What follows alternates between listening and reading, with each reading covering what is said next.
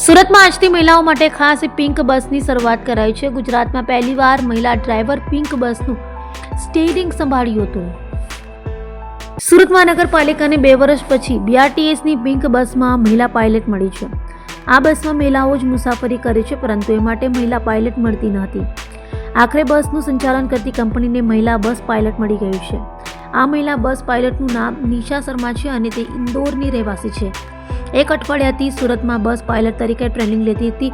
આજે એટલે કે 20 નવેમ્બર ગુરુવારે આ પ્રથમ મહિલા પાયલટની ONGC કોલોની BRTS સ્ટેશન ખાતે 11 વાગ્યે ફ્લેગ ઓફ સેરેમની યોજાઈ હતી। મહિલા પાયલટ પાસે હેવી વાહન ચલાવવાનો 4 વર્ષથી વધુનો અનુભવ છે। રાજ્યની પ્રથમ મહિલા પાયલટ હોવાનો પાલિકાનો દાવો છે, તો આ અંગે મીડિયા સાથે વધુ વાત કરી હતી। સોમનાથ મરાઠા ટ્રાન્સપોર્ટ કમિટી અધ્યક્ષ સુરત મહાનગર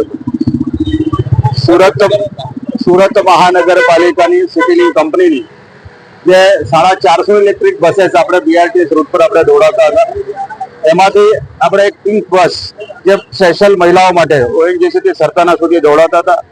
છેલ્લા 20 મહિનાથી આપણે મહિલા ડ્રાઈવરને આપણે વેકેન્સી ખાલી હતી। આપણે સુરતની અંદર, ગુજરાતની અંદર અને અન્ય રાજ્યોમાં પણ મહિલા ડ્રાઈવર મળી શકે એના માટે આપણે જે પહેલ કરી હતી, અંતે આપણે ઇન્દોરમાંથી એક નિશા શર્માજી કરીને આપણે આજે ડ્રાઈવર મળ્યા છે। છેલ્લા 8 દિવસથી અમે એમની ટ્રેનિંગ લીધી છે, ટ્રાયલ લીધી છે।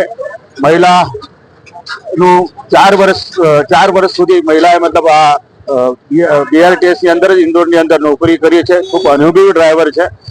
આજે આપણે જે મહિલા આ પિંક બસ ચલાવવાની છે એનો પ્રારંભ આપણે ONGC બ્રિજથી આપણે સરતાના સુધીના રૂટ પર આજે આપણે કરી રહ્યા છે, ત્યારે ખૂબ આનંદ લાગણી અનુભવ છે। ગુજરાતની અંદર અને વિશેષ સુરત આજે અવ્વલ નંબરે પ્રથમ મહિલા આજે જ્યારે બસ આપણે દોડાવવાની છે।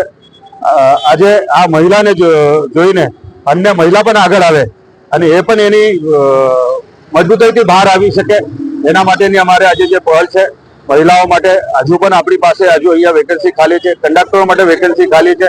મહિલા સશક્તિકરણ માટે આદરણીય નરેન્દ્ર મોદી સાહેબે જે વાત કરી હતી, આજે સુરતે